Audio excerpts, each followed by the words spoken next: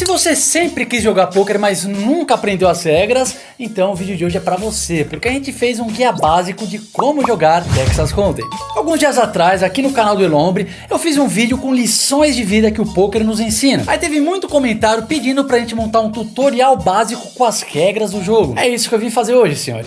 Quando a gente fala em poker, existem várias modalidades, sério, dezenas mesmo. Só que tem uma que reina soberana sobre todas as outras, que é o Texas Hold'em. Os principais torneios do mundo e do Brasil são nessa modalidade. E falando em Brasil, um levantamento recente disse que já existem 7 milhões de praticantes de poker no Brasil. É provável que muitos de seus amigos já joguem e até mesmo tenham um home game ali com certa regularidade. Se você quer participar desse joguinho também, então vamos às regras.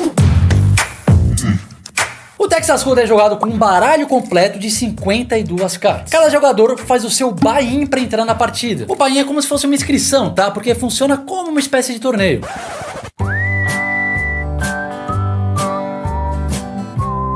Você e seus amigos podem definir o que é 10 reais, 20 reais, 5 reais, 50 reais, tanto faz, porque o importante é a emoção do jogo, não o dinheiro. O dinheiro serve só pra dar aquela adrenalinazinha, sabe? Mas pode ser o valor que quiserem. Daí, beleza, digamos que vocês estejam em 10 pessoas. Todo mundo fez o buy-in, a galera senta na mesa e cada um recebe seu stack, ou o seu cacife. Em outras palavras, são as suas fichas. E o jogo começa. A cada nova mão, um jogador da mesa será responsável por embaralhar e distribuir as cartas. Ele será conhecido como dealer. Na mão seguinte, o jogador à sua esquerda vai ser o dealer e assim por diante. Fica rodando. O jogador à esquerda do dealer vai apostar o small blind, que é uma pré-aposta antes mesmo de receber as cartas. E o jogador à esquerda dele vai apostar o big blind, que é o dobro do small blind. O valor do big e do small, aí vocês combinam antes do jogo, tá, senhores? Não precisa ser uma coisa fixa. Ao longo da partida, os blinds vão subindo gradativamente de valor. O tempo desse aumento vocês podem combinar a cada 10, 15 minutos, sei lá. O objetivo desse aumento é deixar o jogo mais dinâmico,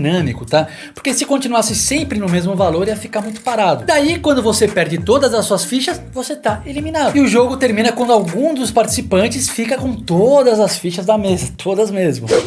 Numa partida com 10 pessoas, em geral a premiação vai ser, sei lá, 50% pro primeiro, 30% pro segundo, 20% pro terceiro. Aí se tiver mais ou menos participantes, vocês podem adaptar essa divisão. Vou dar um exemplo prático. Digamos que teve o poker do Elombre aqui com 10 pessoas. Cada pessoa colocou 20 reais para participar do jogo. 20 vezes 10, Silvis, 200 reais. Então, nós temos 200 reais ali em disputa. 50%, ou seja, 100 reais, vai ficar pro cara que terminar em primeiro. Aí 60 reais é pro cara que ficar em segundo e 40 pro cara que ficar em terceiro. Os outros ficam com as mãos abanando. Então isso aqui que eu falei, senhores, é um resumo básico de como funciona a partida. Só que dentro da partida você tem várias mãos, que é quando a ação acontece. E é isso que eu vou explicar agora.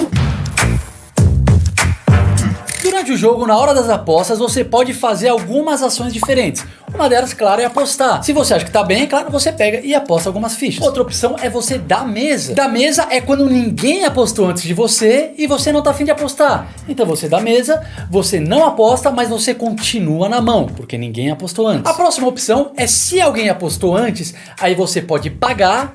Ah, o cara apostou 50, você paga os 50. Ou você pode sair, o cara apostou, você acha que suas cartas são ruins, você sai da mão. Ou você pode dar um raise, aumentar a aposta. O cara apostou 50 e fala, não, eu tô bem, 50 mais 100. Então basicamente são essas 5 ações: apostar, dar mesa, pagar, sair e aumentar a aposta. Agora vamos falar sobre as horas que você pode fazer esses movimentos dentro de cada mão. A primeira é o pré-flop. O que significa o pré-flop? O dealer distribuiu 2 cartas para cada um. Você pega as suas cartas, olha, e daí nós temos uma rodada de apostas. Cada um só com as 2 cartas da mão. Terminou essa rodada? Todo mundo queria pagar, pagou. Todo mundo queria sair, saiu. Vamos então ao flop.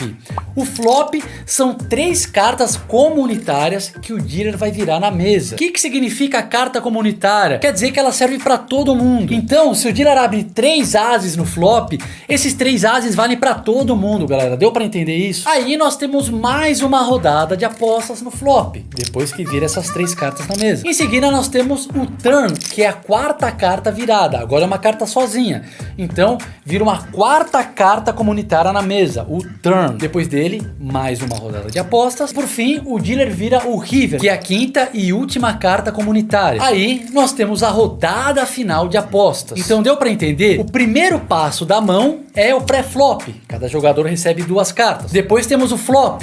3 cartas comunitárias aqui na mesa. Depois nós temos o turn, a 4ª carta comunitária. E por fim o river, que é a 5ª carta comunitária. E depois de cada etapa temos uma rodada de apostas, lembrem-se disso. Depois da última rodada de apostas, acontece o showdown. E o que significa isso? Se 2 ou mais jogadores continuarem na mão até o fim, aí eles vão abrir as cartas para ver quem tem o melhor jogo e quem vai ganhar as fichas. Como que a gente fica sabendo quem ganhou a mão? Isso é uma coisa importante. Você vai montar a melhor combinação de 5 cartas, tá? De 5 cartas, usando as suas 2 cartas individuais e as 5 cartas comunitárias da mesa. Então você tem 7 cartas ao todo para montar um jogo com 5. Eu vou dar um exemplo prático. Vamos imaginar que você tem 7 e 8 na mão. Aí abriu na mesa 4, 5, 6, Ás e Rei. O Ás e Rei é inútil.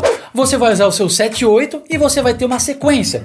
4, 5, 6, 7 e 8. Nesse caso, o melhor jogo que você pode fazer é a sequência. Então você vai dispensar o Ás e Rei. Agora vamos pensar numa pequena variação. Digamos que vire 4, 5, 6, 7 e As na mesa. Na sua mão você tem 8 e Rei. Você novamente tem uma sequência, porque você vai usar o 8 da sua mão, o 4, 5, 6, 7 que tá na mesa. Aí o Rei da sua mão e o Ás da mesa são inúteis. E agora uma situação mais louca, mas que às vezes acontece, que é bom pra exemplificar. Digamos que vira 4, 5, 6, 7 e 8 na mesa e você tem Ás e Rei. Nesse caso, você tem uma seguida de 4 a 8 com as 5 cartas comunitárias. As cartas que você tem na mão não valem nada. Só que infelizmente, como tá aqui na mesa, todo mundo que tiver na jogada tem no mínimo essa mesma seguida, de 4 a 8. Nesse caso, é possível que o jogo vai empatar, mas se algum outro adversário tiver um 9 na mão, ele vai ter uma seguida de 5 a 9, porque ele vai usar o 5, 6, 7, 8 da mesa e o 9 da mão dele. E essa é uma seguida mais alta, ele vai ganhar suas fichas. E se o outro jogador tiver um 9 e um 10 na mão, melhor ainda. Aí ele vai ter um jogo gigante e vai puxar tudo pra ele.